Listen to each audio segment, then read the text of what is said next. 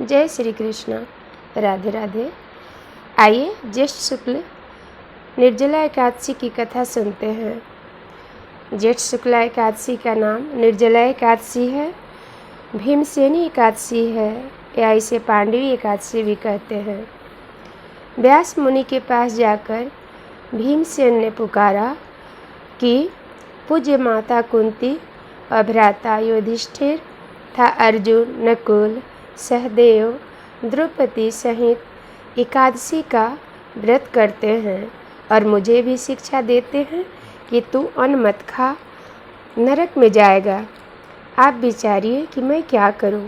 15 दिन के बाद यह एकादशी आ जाती है और हमारे घर में झगड़ा उत्पन्न हो जाता है।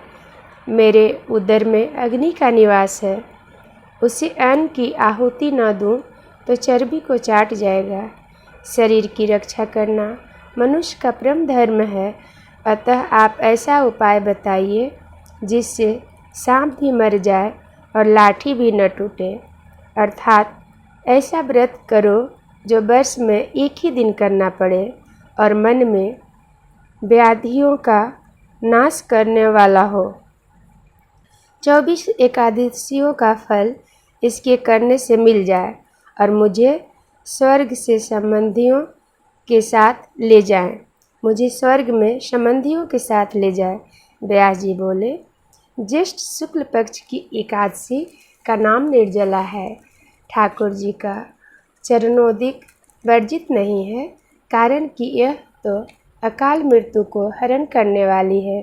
जो निर्जला एकादशी का व्रत श्रद्धा सहित करते हैं उसे 24 एकादशियों का व्रत मिल जाता है, निश्चय ही वह स्वर्ग को जाता है।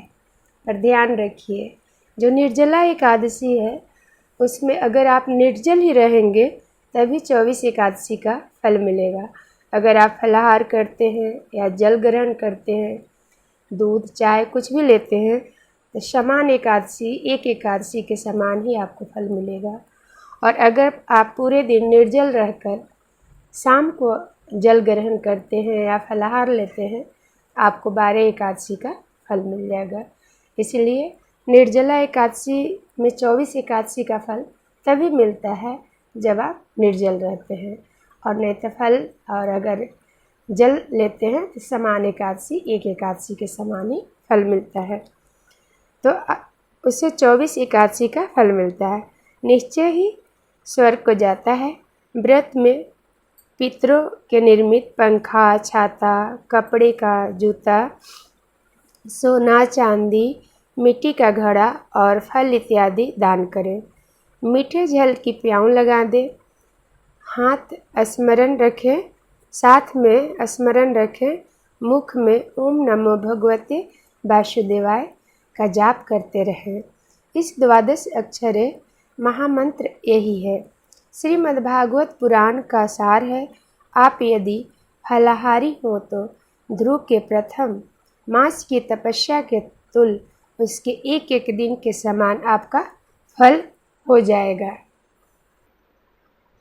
यदि आप पवन आहारी आज रह सको तो ध्रुव का 6वें मास की तपस्या के समान फल होगा।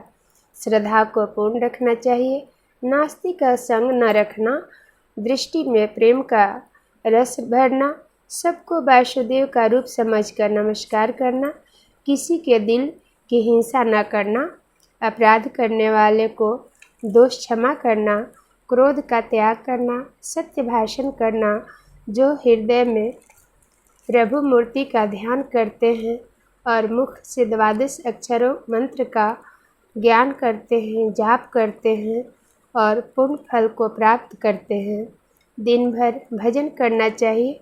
रात्रि को रामलीला, कृष्ण लीला, कीर्तन के सहारे या कथा के सहारे जागरण करना चाहिए।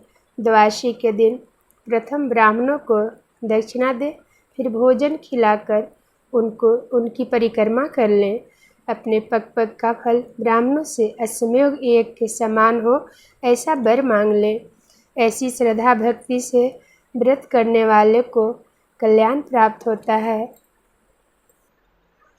जो प्राणी मात्र को वासुदेव की प्रतिमा समझते हैं उसका मेरी कलम लाखों प्रणाम के योग कहती है। निर्जला का महात्म सुनने से दिव्य चक्षु खुल जाते हैं। प्रभु घूंघट उतारकर मन के मंदिर में प्रकट दिखाई देते हैं। इस एकादशी को सफली नाम पांडवी या भीमसेनी भी कहा जाता है। इस दिन तो फलाहार नहीं लेना चाहिए और हो सके तो जल भी न लें। अगर आप फल करते हैं तो इस दिन केरी का सागर लेना चाहिए। बोलिए कृष्ण भगवान की जय, एकादशी माता की जय। एकादशी व्रत सभी व्रतों में राजा है, सभी व्रतों का राजा माना गया है और एकादशी का व्रत 24 होता है। ये तो आप सभी जानते हैं कि 12 माह में हर एक माह में 2 एकादशी का व्रत होता है, जिसमें अगर जो लोग 24 एकादशी नहीं कर पाते हैं और एक एकादशी कर सभी का व्रत लेना चाहते हैं, उनके लिए यह निर्जला एकादशी, जिसे हम सभी भीमसेनी एकादशी कहते हैं, वो कर सकते हैं। पर ध्यान रखें, अगर 24 एकादशी का फल आपको लेना है तो निर्जल रहना होगा और अगर आप जल ग्रहण करते हैं या फलाहार लेते हैं तो आपको एक एकादशी के समान ही फल मिलेगा। जय श्री कृष्ण, राधे राधे। श्री कृष्ण गोविंद हरे मुरारी, हे नाथ नारायण वासुदेव। श्री कृष्ण गोविंद हरे मुरारी, हे नाथ नारायण वासुदेव। जय श्री कृष्ण, राधे राधे। कल एकादशी का व्रत है, आप सभी निर्जला व्रत जरूर करें और आपसे निर्जला नहीं रहा जाता तो जल ग्रहण करें। भगवान कृष्ण भगवान का भोग लगा के जल के आप ग्रहण कर सकते हैं।